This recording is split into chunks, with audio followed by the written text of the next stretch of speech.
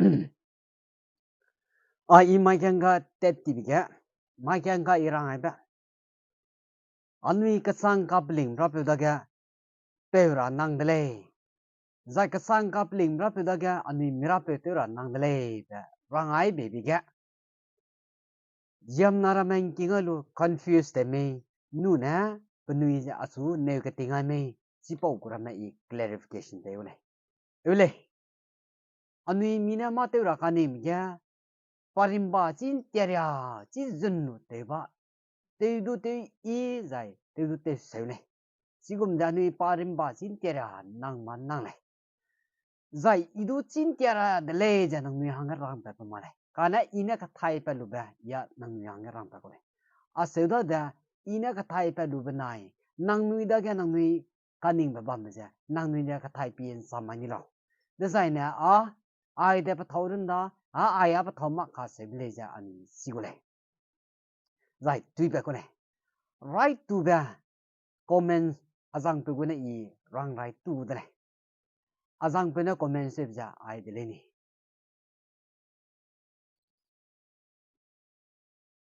pana ase ja rawale ra ka chang ka pling ra pe ja jisu de me nu na pa su lang ai pe lo pe nai pa na lam I si mi ni le ja pana ase comment se le ule ka chang le ai po su ye jam na ki mina confused te le zai I ka sang le confused le zan maya ya sin ter ya lu de le da nang mi rang ba ma le kana ina study te pa ka ja nang ning king da pi ne ya ai de le de a hang de da lu de le du nang mi hang da go mi se ba nang mi de lu da zai ning pa ka da nang mi le rang pa ka ni lo jisu nai pe lam ja jam na ki kim ne confused se dai gum tak te confused mi se ja I ka sang ma confused है जाय मिराम मिले जा confused है जमना के कीन में confused है दाय गुम तक ते confused है लो दिना जिसु क्रिस्ता नाय tingwang da ket le ja jamna ke kim na lugai zai tingwang ja bam sau lu ja ka dei pere wang ki le ba luai le kana ai po si ja I ina study te pelu ba rang le pi bang sing na I study te pelu ba ina ra na nang mi hai na ning ka da pi ne right to be ga ka dei pere ga ma de ga samruna la le le ja ka se ne a samruna la le ja si po sam ja hra la le le ja ka se ne zai hra ja tingwang le ting hra ja tingwang la le le ja ka se ne si tingwang ja ka ta le na dam pe ka dei pere ga ma pe ja le na dam pe tingwang azang pe la le le asi po ka ta le na dam pe tingwang ja na ma pala le na pesin perin te jan dam kam alu ja jam na da du plui gum ja dam ga le ja ka se ni jam na da du plui gum jan dam ga lu ja jam na le da ga pa ma le na ro ga jam na da ga pa hung kan ke le plui gum jan dam ma lu ji ke ne a se di ga jam na me a se je lung mam lo ga pa ma pala le na dam kam ma lu lo ga za Lucifer ka se be pe tingim ke dei ga sui te za rizi te ze bam pe azang pe za hara gong go za ra ta te ze bam no ga sui te ze bam pe rizi te za tap di be pu ze bam pe za hara da ga mi me ba pa da ga pe ti za zai pa le za ka di zai te di hagu halia di za su kulum ra hang agum lung pu ba ti za hara so na pa di ab gum ta te pe ti zai hara da ga against te pe ti zai pa su ka kulum melu ne di ka di zai te pe ti hang di bi je na pa thau ka ma pa lu hang di bi je na Lucifer ba ga tingim ge na kli ke ni le ja ka se le ka dei ma tingim ge na kli ke ni le Lucifer ba ga kli ke ni be de ga Lucifer ba tingim gut iba pasi kam lu da tingim ma gum le pasi kam lu da ka na pa su li to ni da pa tingim wang dai lak le pa chi di bzigna pa nangu jemna kimi agu jemna kimi tegule aluja tetile jaka sudini sigine psukli ke be diga nangu jemna kimi agu jemna kimi tegule jetete pa tingim gut ilu ibe chilu daga kadai periga wangkilu ja kadai periga jemna ram daga hadoi sudi dile jaka sudini jemna ram peja tingim ram tamaka peja hami zai tetra peja pathau kamak buge pe subsen tora pe tingim ram gut iba miram mele pe lung toma khabanga pe gut ibja pe lung toma khabanga pe lungan ning paduja pa miram daga hadoi sudi le hadoi sudi daga jamna laga peja pathau kamak haraning mabga subsen tora anga hadoi sudi daga jamna meda pugu pesai suja pelang pe dia jamna ke na haraning mabga subsen todi le jaka sele kana harada tingwang da hara damai be peuza pamalai nandam kam jamna daga plui gum janda mai de sebi bijegna pa jamna la hung keuza bam loga satan pa lucifer kan liye be pe lucifer jena pekyanga da ngulu inkeuza kadai pere bam luja jamna daga hadoi ja aseuja bam de bijegna jamnam ram lucifer ko peuza satan ko peuza aseuja bam de bijegna inan dam gaiba jamna ram ja ina hung tu ba alui gum janda mai jamna ram ja satan be pe bang te kam dele satan be pe na hadoi ko kam dele nri pat makha daulak le ja panna hang ket gap ban da ga kadai re ga nri pat kara langai le ja ka sini nri pat kara langai le nri pat kara langai be diga jamna ma ke kim na lu ga ja ai po si ge le ja hang sam na tingwang ja pa bam sing ba sau lu ja kadai re ga jamnam daga pa ba siam ram daga nri pet kara wang ke le ja hang sam na asu ju lu le za hang sam na tingwang a sam za jisu a sam le ja hang sam na pa hang pa ja asu ju lu de le a po su sau da gum na sam me si ba ni king ka da king ke tingwang na pa na hang ke gap bam na kadai re ga nri pet ra satan be pe bang de jabam na pathau ma ga subjan tau jabam je na sia te jabam je na si po ko ram nan ri pa ra ga pana hang ket ga bam ba jisu krista da ga lang ke wa le ka se ni lang ke wa be de ga jisu krista ja ka dei pe ri ga te ra ba pathak le na ga thei kam chia te so subjan tau so zai po ko pe ra zai si po se ma ra lung sang te ra ta te ra tak le na ka thei cầm ngoài đấy kìa, bữa xuống ngó lặng mình nè, bữa xuống tới xe hàng tới giờ, cross kia, xe cái giờ, Jesus Christ ta xe cross xe hở dân xe giờ bấm lo kìa, ba sai à bữa số kìa, bữa bữa ra xe giờ cú đê lệ, bữa bữa ra xe giờ răng đê lệ xe bên này, ra sam can gì nữa anh ngồi bây giờ, ra sam can gì nữa anh ngồi bây giờ, Luke kai ka sungu himrai mandai ga asija raun si chaka ba ani mo ti teleni pa cross kan si duza sai ram so ga pe da ga ape pnui mau lim malo pnui ana ko te mi pnui chi ma re le ja asai bi le ja ka se asai bi de ga psu gya mram le ja pa pe la le chi di le ja ka se le zai anui le ja a Jesus Christ sam zai pe wa sam de le ba anui le lu pe ti de le ni pa sam ge na ro ba sai si ja ape pnui ko te mi pnui chi ma re le pnui mau lu ma lo ja ka se bi sam ki pe de ga pe la le Jesus Christ nai pe wa sam le pa bam sau lu ja pa ke ma le ka na pa na da la le ka se ja pe nai pa na le ka se ba ani chi ni ti pe ti de le ni he de ga Jesus Christ ja pe la le ka se ba ni chi pe te le zai cái đây pe ga mui cái sia ga thau ma ga subject of zigna John 3:16 gina chi chak ja hara tingwang panam je hung zun ja pana hang ket gap bam ja cái đây ga lang ke le chi po pe ja cái đây ga lang ke ja bè băm này cả sẽ bạn nuôi chính chỉ sạc ta cả đây bây giờ à bè bên nuôi mau lên lòng bên nuôi câu thì mi bên nuôi chỉ mà này cả sẽ bạn xăm chị chỉ bảo lúc cái đó con chỉ vậy lúc cái sung của him này mình đại cái đó chỉ sạc cái bên nuôi mau đây đây giải bên xin kiểu đây thế nè có rằng bên nè Jesus Christ ta cái sang cặp linh ra bên đi mình nu nè bên số lang ai bên cái sang cặp linh ra bên lâu chứ bên này bên nào làm tin sĩ cái này lấy cái sẽ cái này bên cái này chứ lang ai bên tiếng hoàng đó bên này bên nào ra chăm này sẽ bên cái anh chỉ biết ta cái này chỉ bảo đại cũng có mấy sẽ bên này sau giờ ra cái này cặp linh ra bên này sau giờ có mấy sẽ bên này bên này bên hoàng đại sẽ tiếng hoàng đó cái anh ấy lấy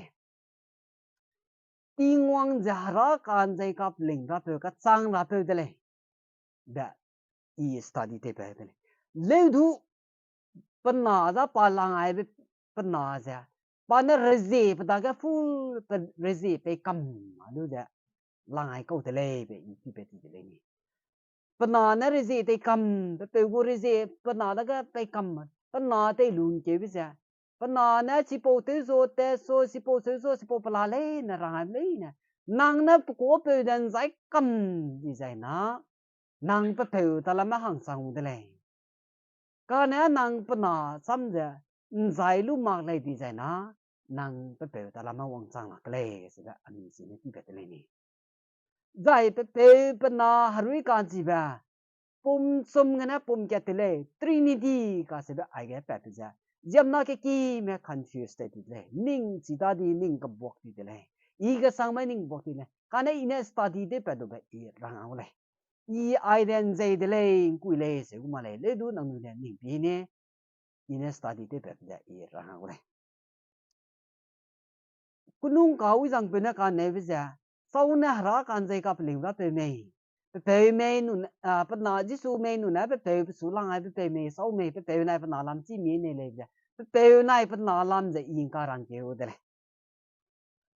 pe nai pa na lam ja irang ken chi ne hai na ning ka da pi no pe nai pa na kya ai ja pi ro ai ja pe na harui kan si ba pum sum cái nó pum cái tê lê dạ à sẽ bầm cái nó pum sum này à sẽ bầm chỉ dám na cái mà confused that bầm giải pe bên nào làm chỉ cái guộc sẽ bầm sẽ bây giờ i rang biểu thế in study thế phải được vậy rang này i chỉ chắc lại bảo rang cũng mà lại cái này i study thế phải năng lên những cái đó bên này pe giờ hạt đuôi đấy lệ giải bên nào giờ cái bún căng đấy lệ cái bún đấy lệ giải harui kan chi biza pasui dele English ne miram ko ne vapor nu ne steam si da pasui se bana lumpup cái này pasui pet ba lumpup cái này pasui za ma so bi ga lumpup cái này hang pasui za hadui ni ne le zai ka sam sam ne example si se klab ga anui local talama si so hazau lang ma pui ram na chin te ba hazau lang ma pui ram na dem tak te chin te no hazau lang ma pui ram na li khsum ngang kli ngang lang pe ga hazau gu kanera ma ka kam alu kieu da zai ngang kli pe ma du kai ma pro kieu da ngai lang pe ga hadui ka lu kieu ne kana chi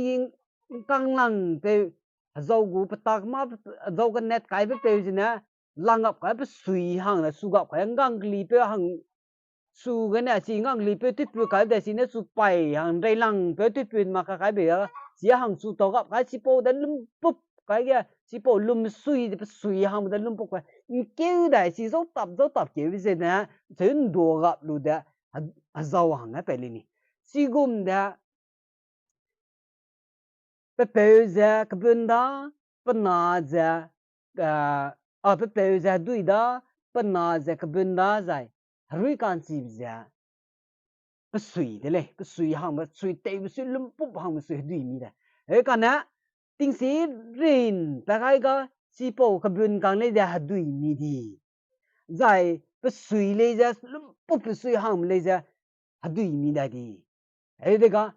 pe pana harui kansi ba akyat le pum kyat sanai da pe da hadui pana za kabun kang zai harui kansi da pesui le du ai da ma te ga akyat mi kam hadui mi kam ka se le ni sina pe pana harui kansi ba hang chum da akyat te le da ai kyat te di kong he bi da ga nang na pana ko pe di je na nang pe ta la ma wang sang sang lo de ni ka na pana ko pe ma ti je na pe ta la ma hang sang na kle da ai ke na ni ti pe ti de le ni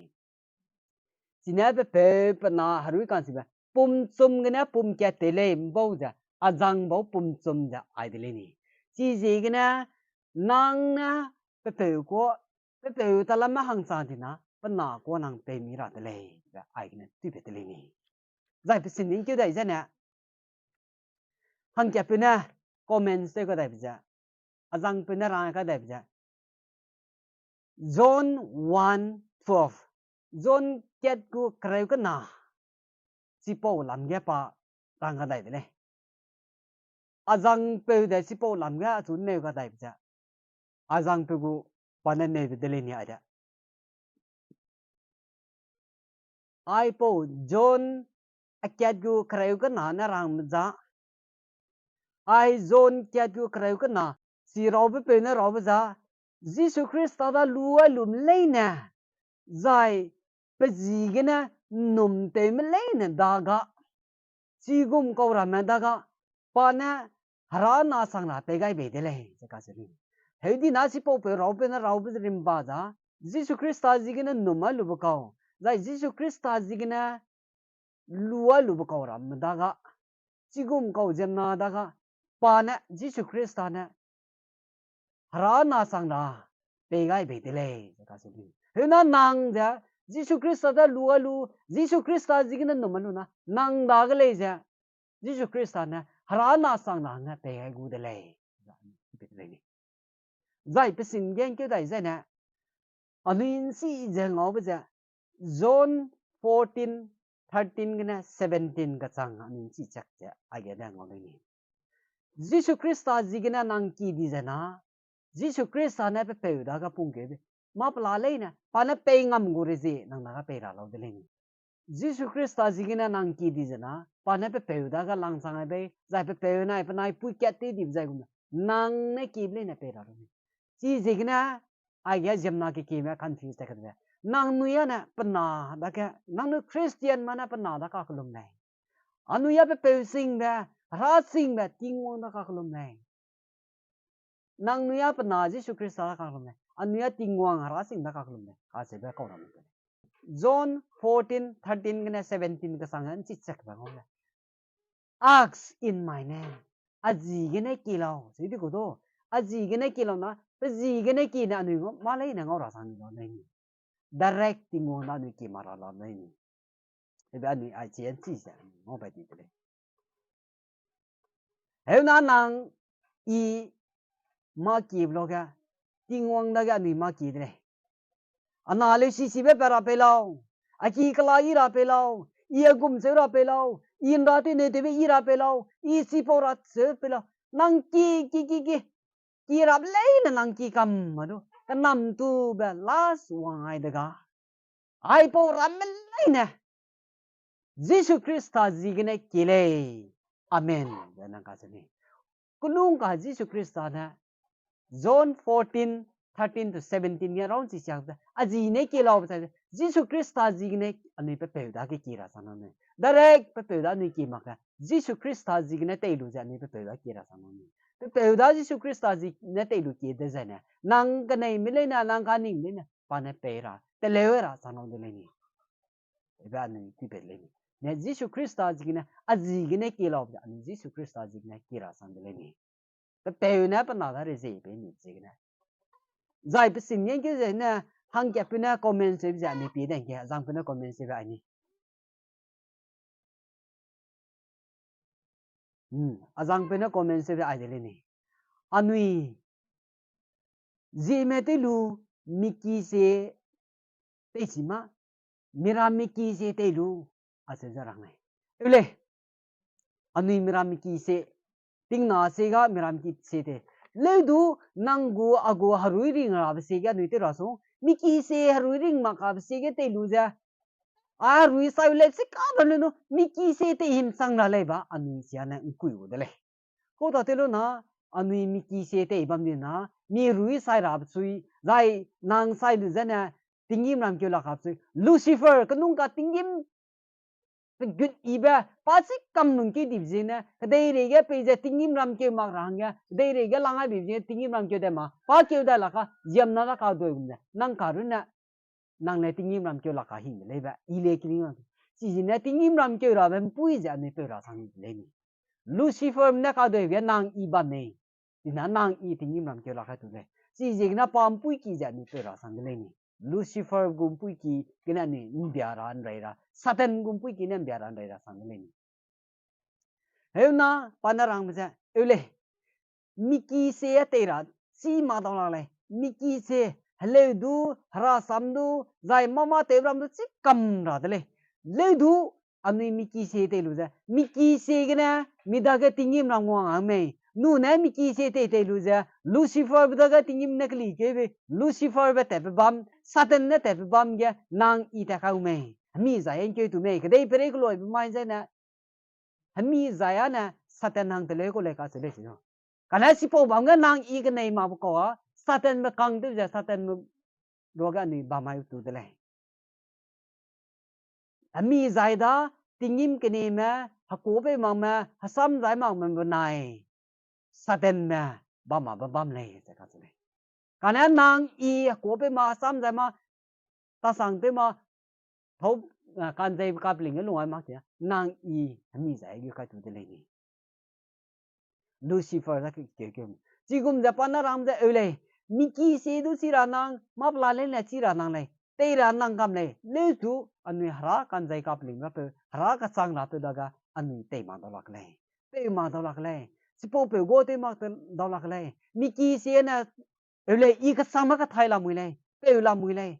zai miki se te ma do la lai te ma do la lai I ka sang ma se la lai le du miki se te lu ja ting na se anu kli mak lai mira pe da nu milu nang sai le su I sai le su ting da ku le ben pu ye pe lu ja mira pe da nu ka na miki se le te ra be me zai ra sam ra me zai ma pla le na miki se anu chi ma do lak lai le du ting na se mi gu ra se da miki se ga nu te lu ja te ma ra ben pu na mi lai kai bam de le na nang I sai be mai Lucifer mina suite je bam da Satan mina lung je bam ba bam hami sai ga nang I ba mai tu de le ni na apo se ja I se ra ni le zai pe sin mi ya hang ke pe na comment se ga da ni pi ne ke azang pe na comment se ja agu si po je pa king kam nu rang mi king kam mak rang mi ya chi ma ka pa comment se ja king kam nu ro mi king kam ro mi ma ka little knowledge is dangerous. I screenshot te balu kami. Little knowledge is dangerous. Eble kasang ne. Little knowledge is dangerous. Sia kasang ne. Anu ima chi mi mak ti na ko hung ka sang tre.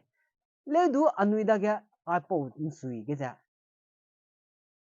Ma ta te hung ma kya la mu ne. Anu I ja ma chi pa me ma te hang lo ga. Ma chi pa mu da na hagire hagilia de ma te le zai ma ka te na se le mi ne le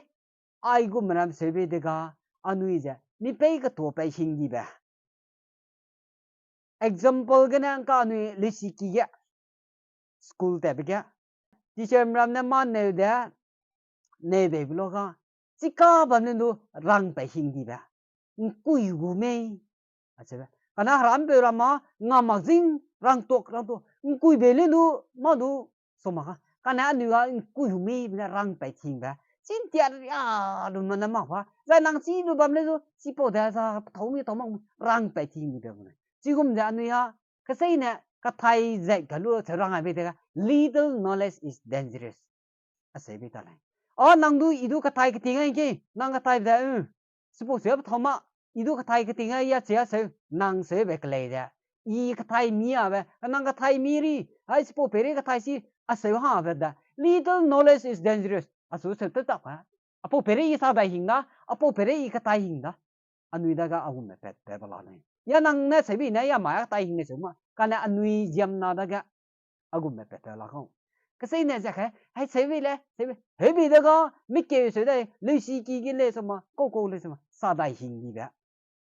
smart te pe hing da anui da ga ba me si na nui ka sa me miram sang la bam de le na mai nang little knowledge is there nang na little knowledge me in a little knowledge me nang ming ne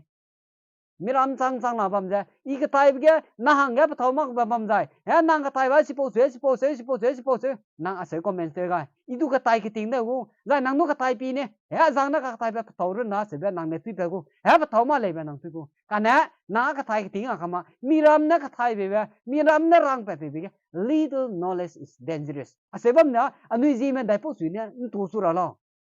dai po su ne si mi gu ra lo si mi gu ra ba